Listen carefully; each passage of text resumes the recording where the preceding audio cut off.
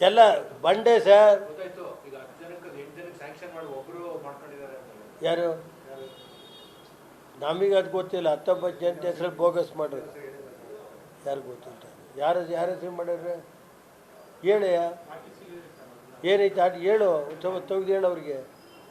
ಅವರಿಂದ ಏನು ಮಾಡ್ಕೊ ಬೋಗಸ್ ರೆಕಾರ್ಡ್ನ 1 ಎಕರೆ 35, 1 ಎಕರೆ 30, 1 ಎಕರೆ 35 ಅಂತ ಮಾಡಿದ್ರು. ಕಲ್ಲು ಬಂಡೆ ಹೆಂಗ್ರಿ ಮಾಡೋಕ್ಕಾಯ್ತಿದೆ? ಡಿವೈಡ್ ಹೆಂಗೆ ಮಾಡ್ತಾರೆ ಕಲ್ಲು ಬಂಡೆ? ಅದು ಒಂದು ಕಡೆ ಇದ್ದು ಒಂದು 5 ಎಕರೆ ಅವ್ರಿಗೆ ಕಲ್ಲು ಬಂಡೆ ಬಂದರೆ ಅದು ಪಕ್ಕಕ್ಕೆ ಬರ್ತದೆ. ಈ 11 ಎಕರೆಲಿ 19 ಎಕರೆಲಿ ಕಲ್ಲು ಬಂಡೆ ಇಲ್ಲೈತೆ. 19 ಎಕರೆ ಇಲ್ಲಿ ಯಾವುದೋ ಮೂಲೆಯಲ್ಲಿ 2 ಎಕರೆ 1 ಎಕರೆ ಐತೆ. ಅದನ್ನು ಇದೇನು ಮಾಡಿಬಿಟ್ರು ಗೊತ್ತಾ ಸರ್? ಅವ್ರಿಗೆ 10 ಗುಂಟೆ ಅವರಿಗೆ 3 ಎಕರೆ ಡಿವೈಡ್ ಮಾಡಿಬಿಟ್ರು ಸರ್. ಡಿವೈಡ್ ಮಾಡಿ 9 ಜನ 10 ಜನಕ್ಕೆ ಇವ್ನಿಗೊಂದು 35, ಇವ್ನಿಗೊಂದು 35, ಇವ್ನಿಗೊಂದು 35. ಏನು ನನಗೆ ಗೊತ್ತಾಯ್ತಲ್ಲ. ನನ್ನ ಹೆಸ್ರಲ್ಲಿ 3 ಎಕರೆ ಇತ್ತು.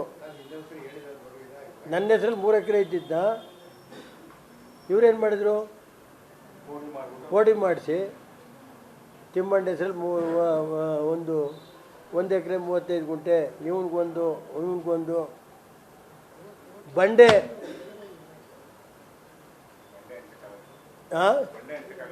ಬಂಡೆ ಯಾರು ಹೊಂಚಕ್ಕಾಯ್ತದ? ಇದು ತಹಸೀಲ್ದಾರರು ಏನಿದೆ ಇಲ್ಲ, ಗಣಿಗಾರಿಕೆನು ಇದು ಇಲ್ಲ, ಯಾವುದೂ ಕೊಟ್ಟಿಲ್ಲ. ಸಿಪಾರಮ್ನ ಅಲ್ಲಿ ಹೊಡಿತಾವ್ರೆ. ತಹಸೀಲ್ದಾರ್ ಕುಮ್ಮಕ್ಕು. ತಹಸೀಲ್ದಾರರು ಈ ಕಚೇರಿನ ಲ್ಯಾಂಡ್ ಮಾಫಿಯಾದವ್ರಿಗೆ ಅಡ ಇಟ್ಬಿಟ್ಟವ್ರೆ. ತಹಸೀಲ್ದಾರರು ನಮ್ಮ ದುಡ್ಡ ರೆವಿನ್ಯೂ ಇನ್ಸ್ಪೆಕ್ಟ್ರು ಪಾಪ ಯಾರೋ ವಿಲೇಜ್ ಅಕೌಂಟೆಂಟ್ ಈಗ 15 ದಿನ ಐತೆ ಬಂದು ಅಂತಾನೆ ಅವ್ರ ಕೈಲೂ ಬರೀ ಅಂತಾರೆ. ತಹಸೀಲ್ದಾರ್ ಬರೆಸ್ತಾರೆ. ಆಮೇಲೆ ಕಸ್ಬಾವಳಿಯ ಕೆಲವರು ಒಟ್ಟಿನಲ್ಲಿ ಹಾಸನ ತಾಲೂಕು ಕಚೇರಿ ಲ್ಯಾಂಡ್ ಮಾಫಿಯಾ ಹಿಡಿತದಲ್ಲಿದೆ. ಈ ಸರ್ಕಾರಕ್ಕೆ ಏನಾರು ಬಡವರ ಬಗ್ಗೆ ಕರುಣೆ ಇದ್ದರೆ ಕೂಡಲೇ ಸಮಗ್ರ ತನಿಖೆ ನಡೆಸೋದಕ್ಕೆ ಮಾಡ್ತಾರೋ ಇಲ್ವೋ, ಇಲ್ಲ ಯಾವ ಒತ್ತಡದ ಮೇಲೆ ಸಿಕ್ಕೋರೋ ಗೊತ್ತಿಲ್ಲ ನನಗೆ. ಮಂತ್ರಿಗಳಿಗೆ ಮನವಿ ಅಷ್ಟೇ, ನಿಮ್ಮಂಥ ಪ್ರಾಮಾಣಿಕರಿದ್ದುವೆ. ಒಬ್ಬ ಕಂದಾಯ ಮಂತ್ರಿ ರಾಜ್ಯದಲ್ಲಿ ಪ್ರಾಮಾಣಿಕರು ಅಂತ ಹೇಳ್ತೀವಿ. ಇವತ್ತು ತಾಲೂಕು ಕಚೇರಿಗಳಲ್ಲಿ ಏನೇನು ನಡೀತಾ ಇದೆ ಬನ್ನಿ ಒಂದು ಸಾರಿ ಕೂತ್ಕೊಳ್ಳಿ, ನಾನು ಬರ್ತೀನಿ, ನೀವು ಇರಿ. ಇವು ಏನಿದೆ ತೀರ್ಮಾನ ಮಾಡೋದು. ನಮ್ಗೆ ಒಟ್ಟಲ್ಲಿ ದ್ವೇಷ ಇಲ್ಲ. ಬಡವ್ರಿಗೆ ಕೊಡಿ. ಬಡವ್ರು ಜಮೀನು ಉತ್ಕೊಂಡಿದ್ರು ಮಾಡಿ, ಅವ್ರಿಗೆ ಕಾಯಂ ಮಾಡಿ ಯಾವುದಾದ್ರು ಒಂದು ಕಾನೂನು ಹುಡುಕಿ. ಬಡವ್ರು ಯಾರು ADLR ಸಾಹೇಬ್ರೆ ಉತ್ಕೊಂಡಿಟ್ಟು ಕಾನೂನು ಇದ್ದರೆ ಕೊಡಿ. ಕೊಟ್ಟು 15 ವರ್ಷ ಅವರಿಗೆ ಮಾರಬೇಡಿ ಅಂತ ಕಂಡೀಷನ್ ಹಾಕಿ. ನಾವೇನಾದ್ರಲ್ಲಿ ವಿರೋಧ ಇಲ್ಲ, ಏನು ನಂಜು ನೋಡ್ರೆ. ಆದರೆ ಈ ತಹಸೀಲ್ದಾರ್ ಇದ್ದಾರಲ್ಲ, ನಾನು ಇಂಥ ನೋಡಲಿಲ್ಲ. ಯಾರ ಮನೆ ಕೂತ್ಕೊತಾರೆ ಅಲ್ಲಿ ಏನು ಬೇಕೋ ರೆಕಾರ್ಡ್ ಮಾಡ್ತಾರೆ. ನೋಡಿ ಸರ್, ಕಂಪ್ಲೇಂಟ್ ಕೊಟ್ಟು ಅವತ್ತು ಇಲ್ಲೇ ಐತಿ ನೋಡ್ರಿ. ಇವ್ರು ಬರ್ಕೊಟ್ರದು 22/12ರಲ್ಲಿ. ಇದೊಂದು ಜೆರಾಕ್ಸ್ ಮಾಡ್ಕೆ ಬರಪ್ಪ.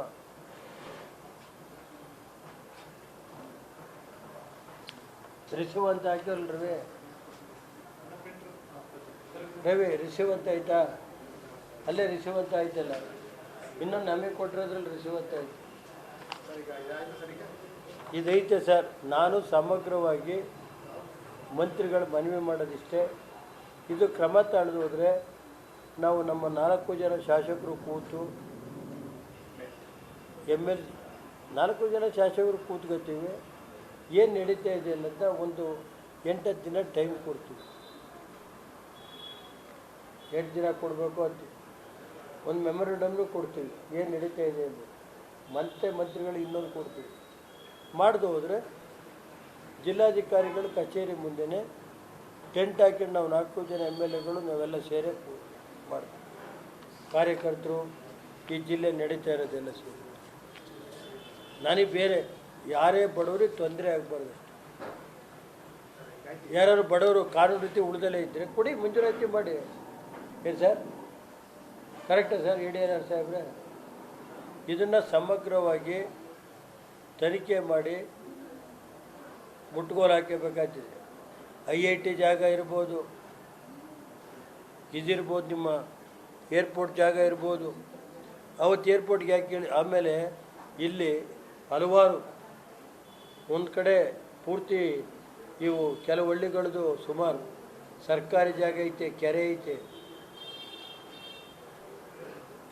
ಅಲ್ಲ, ಇವರೇನು ಮಾಡ್ಯಾರೆ, ಗಣಿ ಇಲಾಖೆ ಮತ್ತು ಇವರಿಬ್ಬರು ಶಾಮೀಲಾಗ್ಬಿಟ್ಟವ್ರೆ.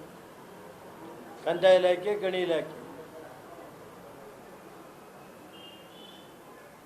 ಅಲ್ವೇನಪ್ಪ?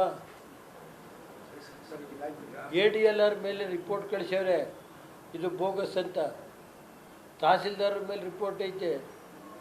ಉದಾಹರಣೆಗೆ ಅಂಥವು ಇನ್ನೂ ಒಂದು 50 ಮಾಡಿರೋಂಥ ತಾಬರಪ್ಪ ಕೊಟ್ಟರು. ಇವತ್ತವರಿಗೆ ಇದೇ ಇಲ್ಲ. ಯಾವತ್ತು ಇಲ್ಲಿ ಸಬ್ ಇನ್ಸ್ಪೆಕ್ಟ್ರು ಸೈನ್ ಹಾಕಿ ಸೀಲ್ ಹೊಟ್ಕೊಟ್ಟಾರೆ.